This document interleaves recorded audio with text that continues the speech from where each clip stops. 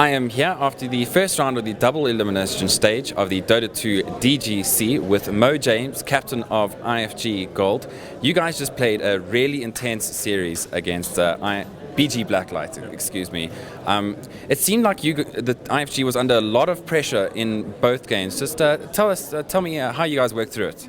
Well, we wanted to play safe. Yesterday was a bit shaky. We were getting used to the gear and everything, so today was all about consolidating, from yesterday. We knew that we have the skill to play well in the mid game, where we trust each other in team fights.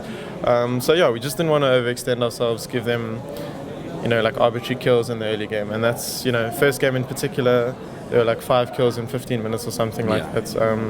But with the heroes that we picked, like Brewmaster, you just as long as you're patient and you wait for the blink dagger, then stuff's going to start going well for you when you decide to. And then in game 2 you had the Phantom Assassin, which ended up I think 16 for 5 by the end of it. He was under a lot of pressure though. They had a fairly wombo combo strat in the Void, the Gyrocopter, and once again, was this just a matter of playing it safe and biding your time? Did you feel like if the later you went, the more chance you had of winning the game? Obviously, we like Phantom Assassin because of his inherent evasion, and it's after the patch, Void no longer or Chronosphere no longer disables Blur. So we thought about that, and yeah, Santo is the kind of guy that likes to be as aggressive as possible, and Mortred is definitely that hero, blinking and critting as much as possible.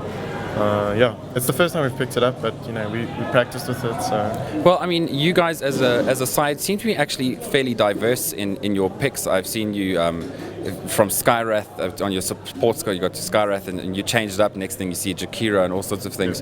Do you find that you try to keep things as open as possible to try and keep them guessing? Is that what you sort of tend to try to do in your picks? Yeah, I think particularly in our boot camping pre-DGC, it is about getting 5 or 6 heroes for each player in that hero pool, and I think our strategy itself doesn't change that much.